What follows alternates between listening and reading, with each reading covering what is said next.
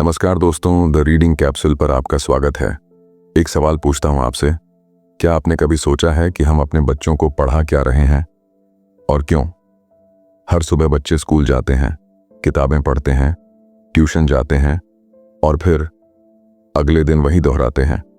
लेकिन क्या इस सब में कहीं उनकी सोचने की आज़ादी, खुश रहने की कला या इंसान बनने की समझ सिखाई जाती है?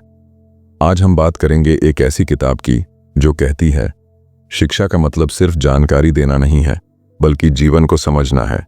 किताब है ऑन एजुकेशन और लेखक हैं महान चिंतक जे कृष्णमूर्ति।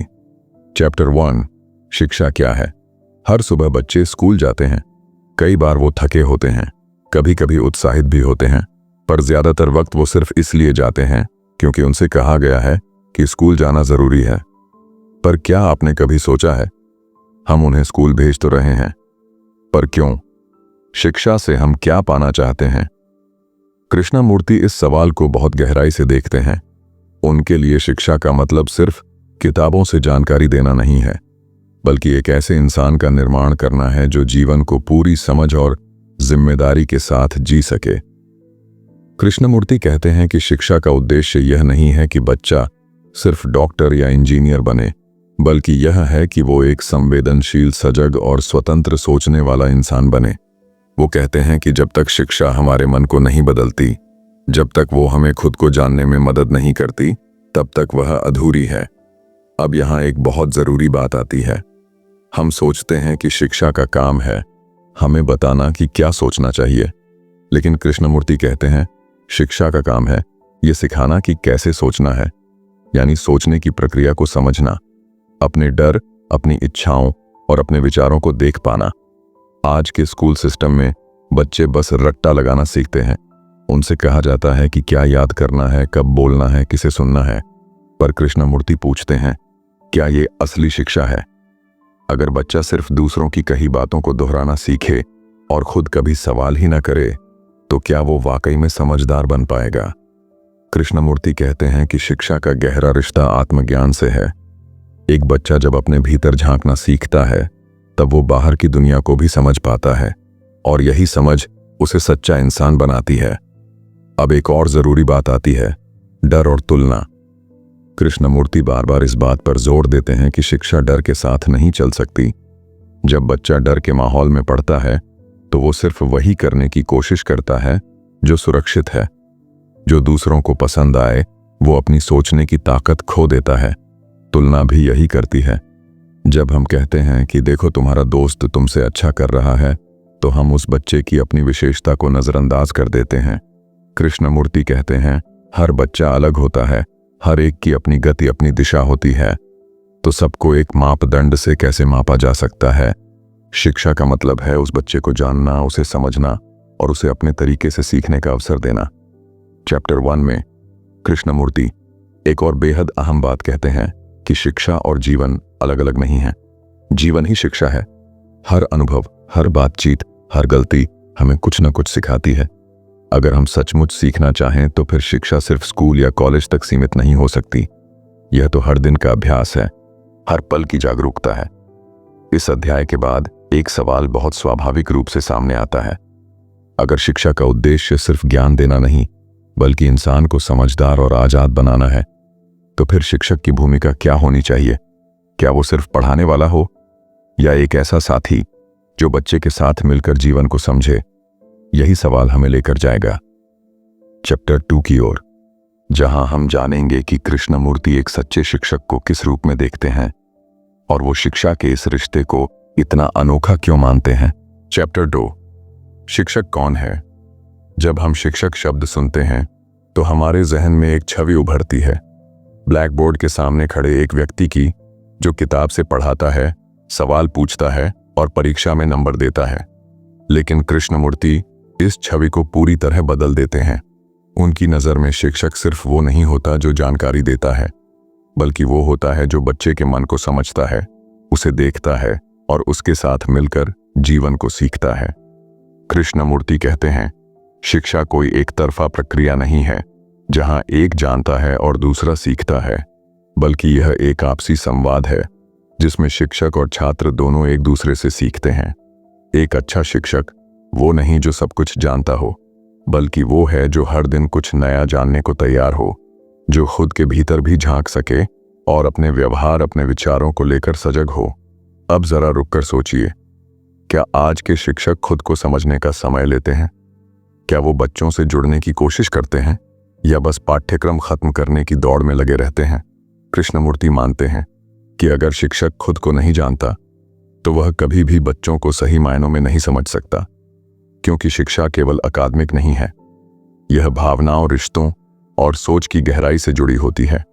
वो कहते हैं, to be a teacher is to be deeply aware of one self and to help the student be aware of himself.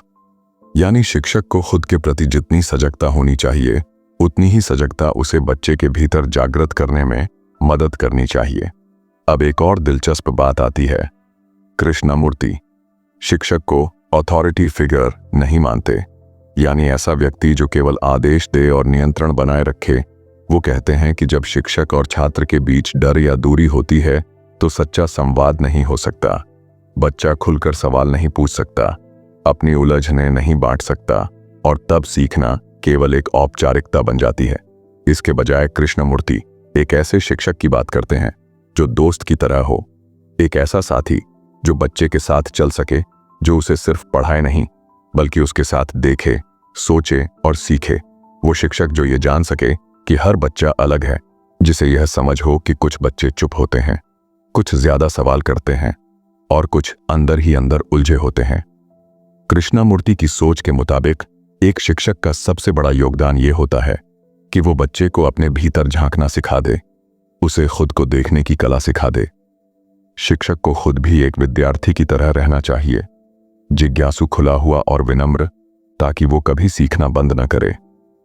Chapter 2 हमें यह समझाता है कि शिक्षा केवल किताबों और कक्षाओं तक सीमित नहीं है। वो हर उस पल में है जब शिक्षक और छात्र के बीच सच्चा जुड़ाव होता है, जहां डर नहीं होता, जहां तुलना नहीं होती, सिर्फ समझ और अपनापन होता। अगर शिक्षक और छात्र का रिश्ता इतना गहरा और भावनात्मक है, तो फिर स्कूल का माहौल कैसा होना चाहिए? क्या आज के स्कूल उस तरह के माहौल को संभव बना रहे हैं जहां सच्ची शिक्षा पनप सके? यही सवाल हमें लेकर जाएगा चैप्टर 3 की ओर, जहां हम जानेंगे कि कृष्णमूर्ति के अनुसार स्कूल का असली उद्देश्य क्या होना चाहिए और एक आदर्श स्कूल कैसा दिखता है। चैप्टर 3 स्कूल कैसा हो। अब तक हमने समझा कि शिक्षा क्या है और एक सच्चा शिक्षक कैसा होता है। अब सवाल यह है कि इन सब के लिए स्कूल कैसा होना चाहिए। क्या स्कूल बस एक इमारत है जहां बच्चे हर सुबह आते हैं, घंटी बजती है, पीरियड्स बदलते हैं, होमवर्क मिलता है और फिर बच्चे घर लौट जाते हैं? कृष्णमूर्ति कहते हैं, अगर शिक्षा जीवन को समझने की प्रक्रिया है तो स्कूल केवल एक पढ़ाई का स्थान नहीं होना चाहिए, बल्कि एक ऐसा वातावरण होना चाहिए जहां बच्चा खुद को महसूस कर सके, प्रश्न पूछ सके, सोच सके और बिना डर के बढ़ सके। उनके अनुसार एक अच्छा स्कूल वो है जहां शिक्षा सिर्फ दिमाग की नहीं बल्कि दिल की भी होती है, जहां बच्चे पेड़ के नीचे बैठकर भी सीख सकते हैं, जहां पढ़ाई और प्रकृति एक दूसरे से अलग नहीं होते, जहां शिक्षक और छात्र के बीच दीवार नहीं होती बल्कि एक सच्चा संवाद होता है। कृष्णमूर्ति मानते हैं कि स्कूल का काम सिर्फ किताबें पढ़ाना नहीं है, बल्कि एक ऐसा माहौल देना है जहां बच्चा अपने भीतर की दुनिया को समझ सके, जहां वो दूसरों से तुलना किए बिना अपनी गति से, अपनी समझ से आगे बढ़ सके। अब सोचिए, आज के ज्यादातर स्कूल क्या करते हैं? बच्चों को एक ही फ्रेम में फिट करने की कोशिश, एक जैसा बोलने, सोचने और लिखने की ट्रेनिंग। लेकिन कृष्णमूर्ति के स्कूलों में बच्चे को पहले जाना जाता है, समझा जाता है, फिर उसकी शिक्षा उस आधार पर ढली जाती है। वो मानते हैं कि सीखने का सबसे अच्छा तरीका है खुद अनुभव करना, खुद देखना और खुद जानना। उदाहरण के लिए, अगर कोई बच्चा पौधे में रुचि रखता है तो उसे सिर्फ किताब में पौधों के नाम रटाने की जगह खुद मिट्टी में बीज बोने दिया जाए, उसे उस प्रक्रिया को जीने दिया जाए। कृष्णमूर्ति ये भी कहते हैं कि स्कूल को ऐसा होना चाहिए जहां बच्चा अपने डर को पहचान सके और धीरे धीरे उनसे मुक्त हो सके। डर को दबाया नहीं जाना चाहिए बल्कि समझा जाना चाहिए, ताकि बच्चा भावनात्मक रूप से भी मजबूत बने। एक और महत्वपूर्ण बात है, कृष्णमूर्ति के स्कूलों में प्रतिस्पर्धा को जरूरी नहीं माना जाता। उनका मानना है कि जब बच्चे को लगातार दूसरों से तुलना की जाती है तो वह अपनी अलग पहचान खो देता है। वो सिर्फ वैसा बनने की कोशिश करता है जैसा उसे बताया गया है। इसके बजाय अगर स्कूल ऐसा माहौल दे जहां हर बच्चा अपनी समझ, अपनी रुचि और अपने स्वभाव के अनुसार आगे बढ़ सके, तो वह केवल अच्छा विद्यार्थी ही नहीं बल्कि अच्छा इंसान भी बनता है। चैप्टर 3 हमें यह सोचने पर मजबूर करता है कि क्या हमारा स्कूल सिस्टम बच्चों की जिज्ञासा, रचनात्मकता और भावनात्मक विकास को पोषण दे रहा है या बस उन्हें तैयार कर रहा है। एक ऑर्डिनरी दौड़ में हिस्सा लेने के लिए अगर स्कूल का असली उद्देश्य बच्चे के पूरे व्यक्तित्व को उभारना है, तो फिर माता पिता की भूमिका क्या होनी चाहिए? क्या सिर्फ स्कूल भेज देना काफी है या उन्हें भी शिक्षा की इस यात्रा का सक्रिय हिस्सा बनना चाहिए? इसी सवाल की खोज हमें ले जाएगी चैप्टर 4 की ओर, जहां हम जानेंगे कृष्णमूर्ति के विचार माता पिता की भूमिका को लेकर और ये कि घर और स्कूल साथ मिलकर कैसे एक सच्चा शिक्षण वातावरण बना सकते हैं। चैप्टर 4 माता पिता की भूमिका। अब तक हमने जाना कि शिक्षा का असली उद्देश्य क्या है, एक शिक्षक कैसा होना चाहिए और स्कूल का वातावरण किस तरह का होना चाहिए। लेकिन इस पूरी प्रक्रिया में एक और अहम किरदार है जो अक्सर पीछे छूट जाता है। वो हैं माता पिता। कृष्णमूर्ति इस बात को बिल्कुल स्पष्ट करते हैं कि अगर बच्चे को सच्ची शिक्षा देनी है तो घर और स्कूल दोनों को एक साथ मिलकर चलना होगा, क्योंकि बच्चा सिर्फ स्कूल में नहीं सीखता, वो हर पल हर माहौल से सीख रहा होता है। सबसे पहले और सबसे गहरे तौर पर वो घर से ही सीखता है। कृष्णमूर्ति कहते हैं, अगर घर का माहौल तनावपूर्ण, डर से भरा या बहुत ज्यादा नियंत्रण करने वाला होगा तो स्कूल कितना भी आजाद सोच वाला क्यों ना हो, बच्चे के मन में द्वंद्व बना रहेगा। उदाहरण के लिए, अगर एक बच्चा स्कूल में स्वतंत्रता और सवाल पूछने की आजादी पा रहा है लेकिन घर आते ही उसे चुप कर दिया जाता है या कहा जाता है कि ज्यादा सवाल मत करो, तो वह धीरे धीरे अपने भीतर की जिज्ञासा को दबाना शुरू कर देगा। कृष्णमूर्ति मानते हैं कि माता पिता को सबसे पहले खुद को देखना चाहिए। क्या वो खुद अपने डर, अपनी महत्वाकांक्षाओं और अपनी अपेक्षाओं से बंधे हुए हैं? क्या वो बच्चे को वैसे ही बड़ा करना चाहते हैं जैसे उन्हें समाज ने सिखाया, या क्या वो तैयार हैं एक नए तरीके से सोचना? बहुत बार माता पिता अपने अधूरे सपनों को बच्चों पर थोपने लगते हैं, चाहे वो करियर से जुड़ा हो या व्यवहार से। कृष्णमूर्ति इसे बेहद खतरनाक मानते हैं, क्योंकि तब बच्चा वो नहीं बनता जो वो है, बल्कि वो बनने की कोशिश करता है जो उससे उम्मीद की जा रही है। कृष्णमूर्ति यह भी कहते हैं कि माता पिता को बच्चे से संवाद करना चाहिए, सिर्फ सलाह नहीं बल्कि सुनना भी। जब बच्चा कुछ कहना चाहता है तो उसे रोका ना जाए बल्कि सुना जाए, उसकी भावनाओं को समझा जाए। एक अच्छा माता पिता वो नहीं है जो हर समय सही हो, बल्कि वो है जो अपने बच्चे के साथ ईमानदार हो, जो ये कह सके कि मुझे नहीं पता, चलो मिलकर समझते हैं। कृष्णमूर्ति बार बार इस बात पर जोर देते हैं कि अगर माता पिता और शिक्षक दोनों मिलकर बच्चे को एक ऐसा माहौल दें जहां उसे समझा जाए, डराया नहीं जाए, तो बच्चा न सिर्फ बुद्धिमान बल्कि संवेदनशील और सच्चा इंसान बन सकता है। चैप्टर 4 हमें यह सोचने पर मजबूर करता है कि क्या हम अपने बच्चों को सच में समझते हैं या बस उन्हें अपने ढांचे में ढालने की कोशिश कर रहे हैं। क्या हम उन्हें वो स्पेस दे रहे हैं जहां वो अपनी खुद की सोच बना सकें?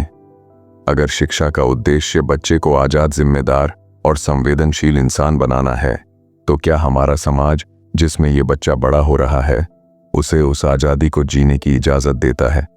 यही सवाल हमें ले जाएगा चैप्टर 5 की ओर, जहां हम जानेंगे कृष्णमूर्ति के विचार समाज और संस्कृति के प्रभाव पर, और ये कि एक स्वतंत्र सोचने वाला इंसान भीड़ में रहते हुए भी कैसे खुद को खोने से बचा सकता है। चैप्टर 5 समाज और स्वतंत्रता। अब तक हमने बात की बच्चे की शिक्षा की, शिक्षक की भूमिका की, स्कूल के माहौल की और माता पिता के महत्व की। लेकिन अब कृष्णमूर्ति हमें एक और गहरे स्तर की ओर ले जाते हैं।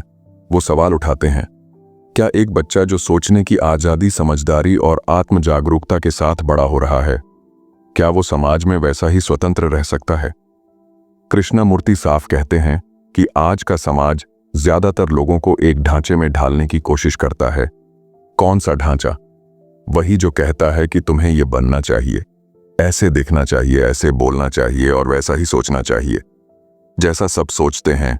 एक बच्चा भले ही घर और स्कूल में आजाद माहौल में पला हो, लेकिन जैसे ही वो समाज से जुड़ता है तो उस पर दबाव आने लगता है, तुलना का, प्रतिस्पर्धा का, सफलता के एक तयशुदा मतलब का। कृष्णमूर्ति इस भीड़ की सोच को बहुत गंभीरता से लेते हैं।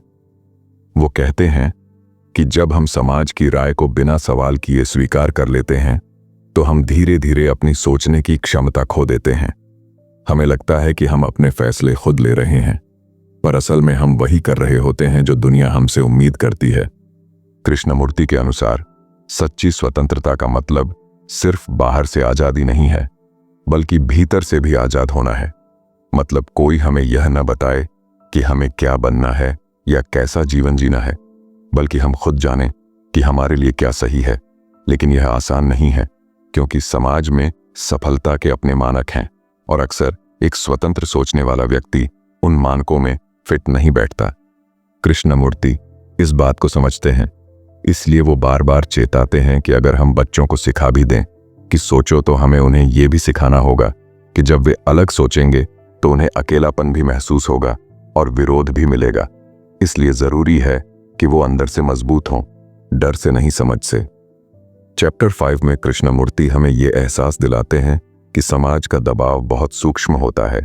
वो चुपचाप हमारी सोच को आकार देता है।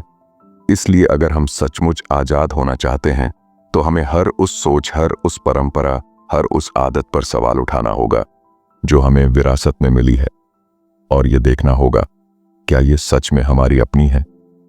कृष्णमूर्ति के शब्दों में, freedom is not the opposite of discipline, it is the understanding of conditioning and going beyond it. यानी आजादी का मतलब नियम तोड़ना नहीं, बल्कि ये समझना है कि कौन से नियम हमें बांधते हैं और क्या हम उन्हें पहचान कर उनसे ऊपर उठ सकते हैं। अगर एक बच्चा या कोई भी व्यक्ति भीड़ से अलग सोचने लगता है तो क्या वो अकेला पड़ जाएगा?